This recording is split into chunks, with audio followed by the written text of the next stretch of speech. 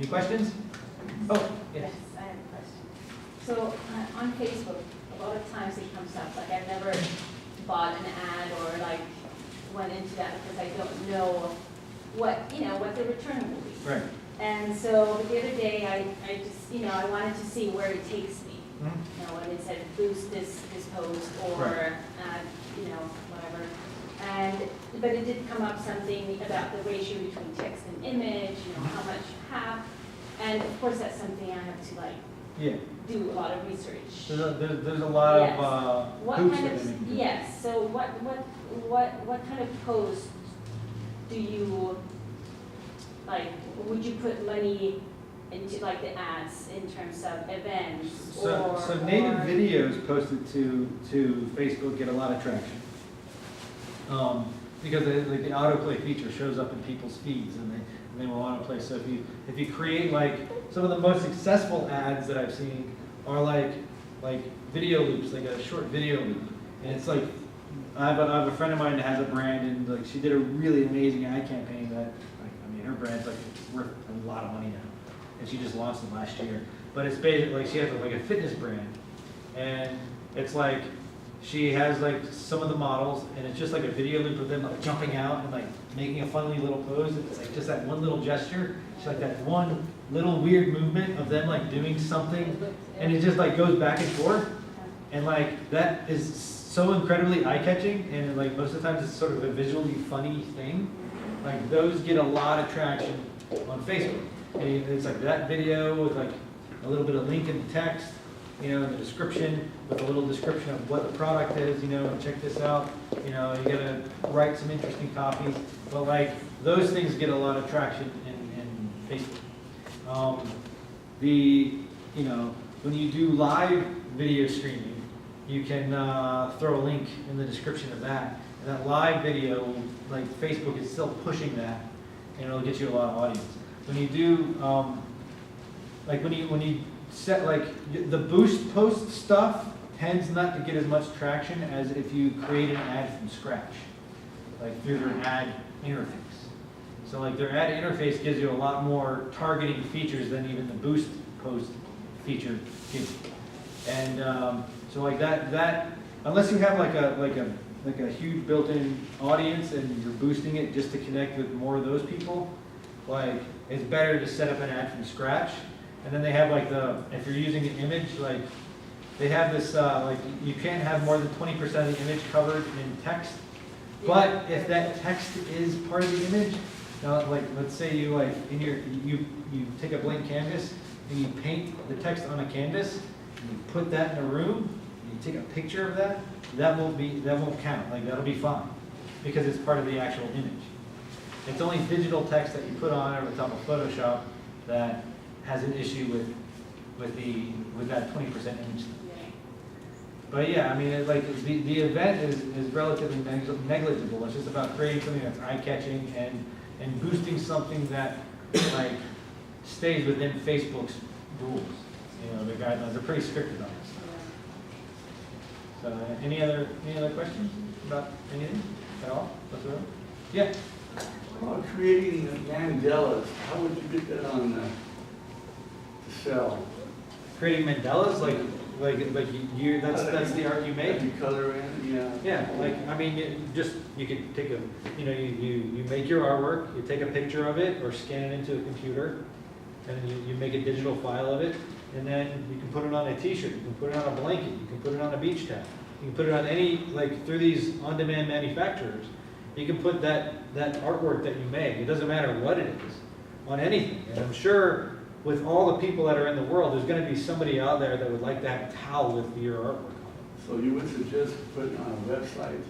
If you set up a Shopify page, one of the cool things about Shopify is you can connect that to your Facebook page, so it automatically syncs up with your Facebook page. So if you have a Facebook account, you can just share things to your Facebook friends that have a buy button directly in it. So your shop can exist in social media world, and you can share it in Facebook feeds, and people can buy your thing directly from their Facebook newsfeed without even having to go to an external website. which is pretty cool. I mean, that's one of the reasons, one of the cool things about Shopify is they have all these great plugins. Like the same plugin, like they have a plugin for Pinterest, so you can share your products on Pinterest, and it will share with a buy button, so people can buy it directly out of their Pinterest interfaces. You know, they stay within their own social media place that makes them happy. You can do the same thing on Facebook. They used to have it for Twitter, but Twitter closed it, which sucks because they got a lot of sales from Twitter. They also have a plugin for Amazon. So if you wanted to have all your stuff for sale at Amazon.com, which is the largest marketplace in the world, and they just bought Whole Foods, or they're getting ready to buy Whole Foods, you can connect it. Yeah. That just happened. It was like on the news this morning, like they're buying Whole Foods. But like so like you could have all your T-shirts for sale at Amazon, like with Shopify. Like it'll just, you add a plugin, you become an Amazon Pro seller. Like you gotta pay a small fee to do that, and you connect it, and everything you add to your Shopify store will automatically populate out in the Amazon. It's like all these tools are there, and they're incredibly easy to use. You just gotta just turn them on and use them. Any other questions? Yes. I have another question. So when you connect, so I've got all the social media groups connected. Yeah. Do you always like post the same? So when I post on Facebook, I want that to show on Instagram. Well, Or do you choose? there's, you know, you can reuse the same photograph. The text you might want to do something different. You know, like Instagram is owned by Facebook. So like so one of the things that I do, like when I make an Instagram post, I type a link in it. That link is not clickable in Instagram, but when I share it to Facebook, it's clickable. Right? So because it'll share natively on my Facebook business page, people can click on the link, even though they can't click on it in Instagram. And I can go back and I can clean it up on Instagram. But I'm making that Instagram post, so I want to make it multi-purpose. So I will repost that to Facebook because it's two different audiences. Right? The people that are in Instagram aren't necessarily hanging out on Facebook.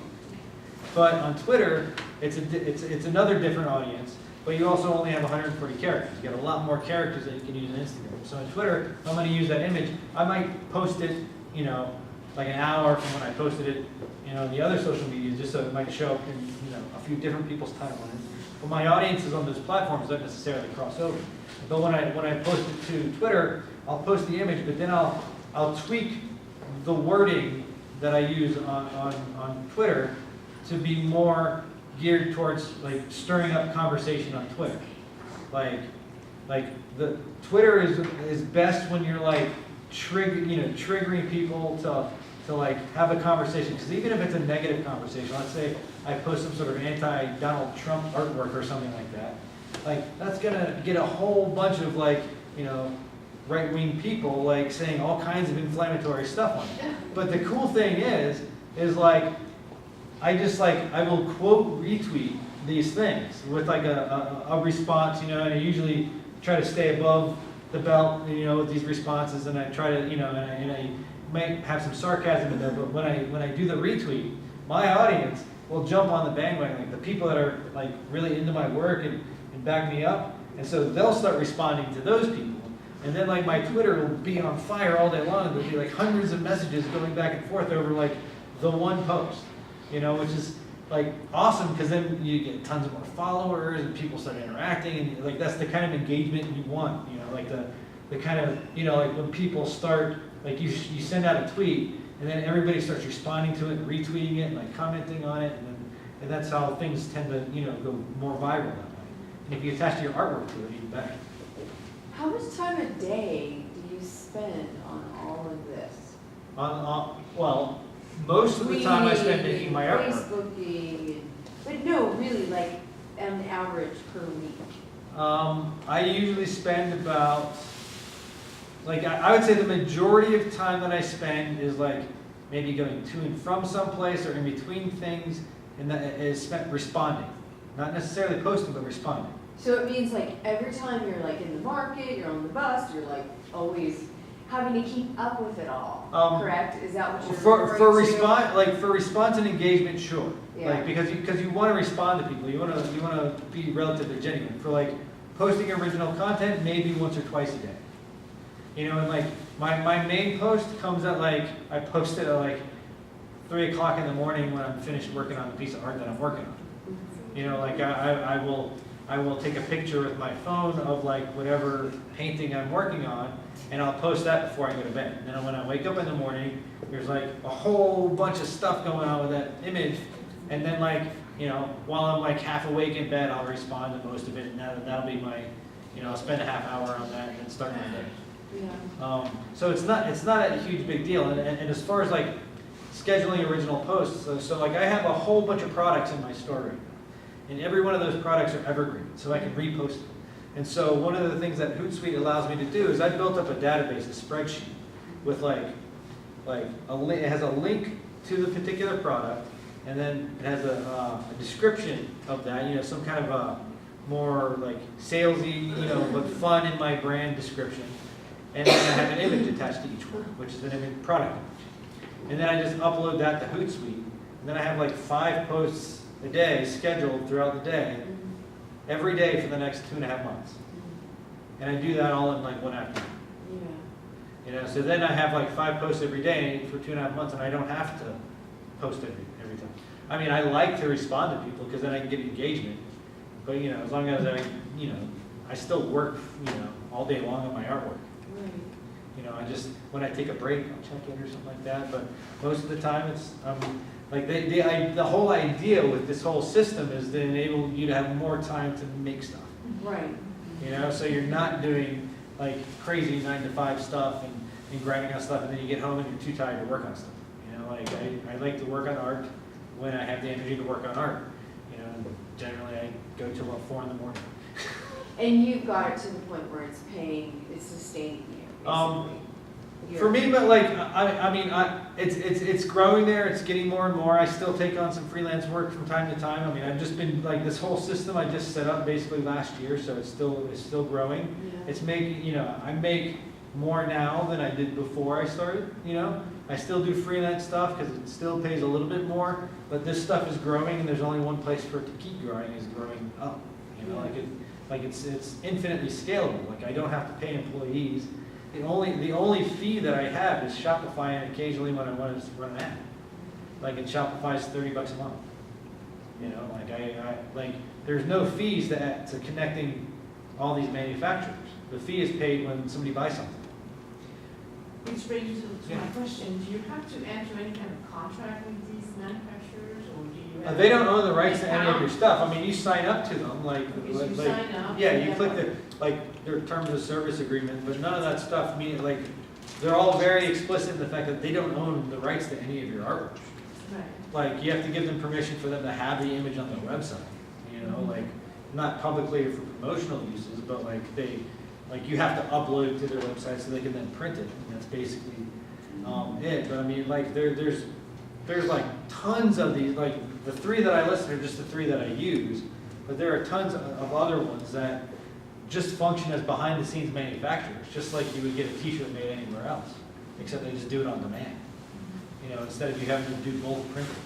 You don't have any cost involved with them having using them? No, there's no fees to using their services at all. Like they like, the process is pretty much I want to add a new, let's say I want to add a new product. Like I could take a picture of you guys right now, and I could go to my website, I can upload that image, and I can put it on any product I want. I want to make a tote bag. I'll put that photo on a tote bag, and then like I just design it on the website with the image.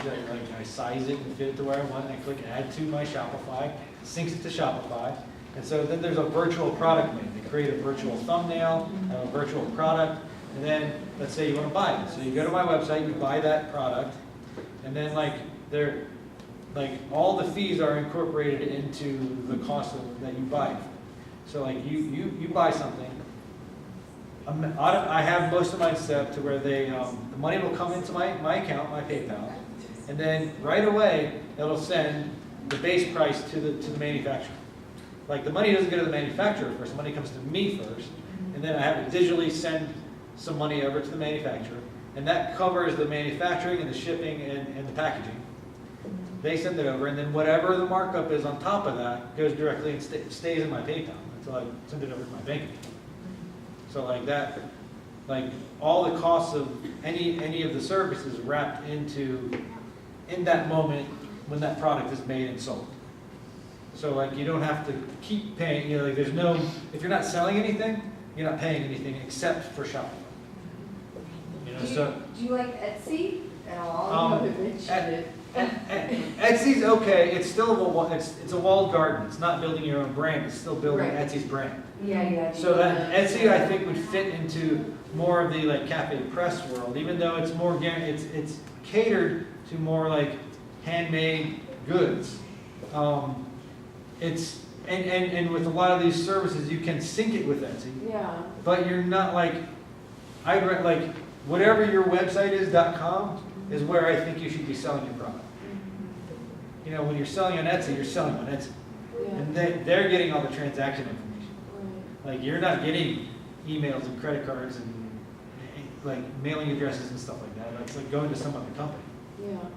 You know, like you want to get that information because you want to be able to reach back out to people and build your brand. Any other questions? You guys want to have some snacks? I'm gonna on the screen here, like during our reception, I'm just gonna have some time-lapse videos of my work in progress, and I will cue that up, and I'll just have that playing, and we can continue the conversation up there. You guys want- do you have a question? One last question. I think you probably answered it already, but on Shopify, you get paid, so you put your product on Shopify. Yeah. So how do you get paid by these people? Just like you would get paid from any website, you can set up connect it to your PayPal, and any money that goes in goes to your PayPal, which goes to your bank. You can either directly get any bank, or Or send you you a gotta check. check some kind of business? Yeah, it's a digital transaction. Like you can connect different interfaces, you know, different ways of getting money. There's multiple different ways to receive your money, but usually it's pretty instantaneous. Like somebody buys your stuff, that money goes directly into your bank account, like as soon as they buy it. We can talk more out there. I'm just gonna play some weird time lapse for you guys. Thanks for coming out, everybody. Thank you.